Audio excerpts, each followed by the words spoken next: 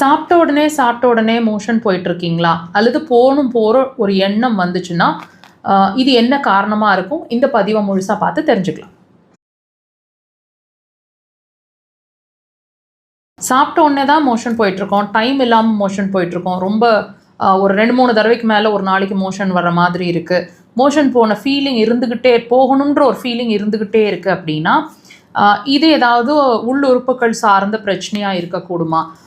இதை ட்ரீட்மெண்ட்டுக்கு உள்ளாக்கணுமா?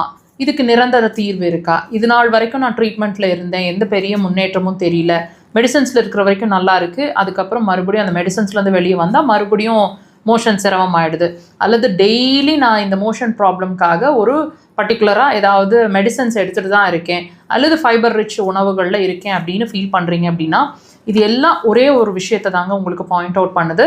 உங்களோட மலக்குடல் அல்லது பெருங்குடல் அப்படிங்கிற ஒரு விஷயம் தன்னோட இயல்பு நிலையில் இல்லை அப்படிங்கிறது மட்டும்தான் அது ஃபோக்கஸ் பண்ணுது.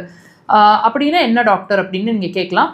இந்த ஒரு விஷயம் என்ன ஃபோக்கஸ் பண்ணுது அப்படின்னா, நல்லா கவனிச்சு பாருங்கள். சில நாட்களோ சில மாதங்களோ வருஷங்களுக்கு முன்னாடி இந்த மாதிரி எந்த சிரமமும் இல்லாமல் காலையில் எந்திரிச்சோடனே ஃப்ரீயாக உங்களோட மோஷன் இருந்திருக்கும் இல்லைங்களா?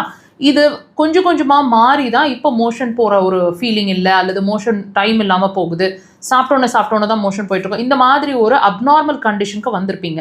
அப்போது இந்த அப்நார்மல் கண்டிஷனுக்கு வர்றோம் அல்லது 2-3 தடவைக்கு மேலே மோஷன் போயிட்டுருக்கோம் அப்படின்னா அப்போது உங்களுக்கு உங்கள் மலக்குடல் என்ன சொல்லுது? நான் வீக்காக இருக்கேன், என்னால் முழுசாக அந்த கழிவுகளை ஒரே டைமில் வெளியேற்ற முடியல, அதுக்கான தெம்பு என்கிட்ட இல்லை அப்படிங்கிறத தான் இன்டைரக்டாக சாப்பிட்டோன்னே நீங்கள் அடிக்கடி மோஷன் போகிற மாதிரி, சாப்பிட்டோன்னே மோஷன் போகிற மாதிரி ஒரு நிலை, அல்லது மோஷன் போகணுன்ற ஒரு ஃபீலே இல்லை, அல்லது நிறைய கேஸ் ரிலீஸ் ஆகிட்டுருக்கு, அல்லது காலை எந்திரிச்சு என்னோட எல்லா வேலையும் முடிச்சுட்டு மதியம் லஞ்ச் முடிச்சுட்டு ஈவினிங் தான் மோஷன் போகிறேன், அந்த அன்டைம்லி மோஷன், ஒரு ஒழுங்கு இல்லாத ஒரு நிலை, இது எந்த சூழ்நிலையில் இருந்தாலும் கண்டிப்பாக இதை நீங்கள் ஃபோக்கஸ்க்கு கொண்டு வரணும். அல்லது இது நீங்கள் நெக்லெக்ட் பண்ணீங்கன்னு சொன்னால் கண்டிப்பாக இதுதாங்க உங்களோட எல்லா பிரச்சனைகளுக்குமான ஒரு பேஸாக இருக்கக்கூடும்.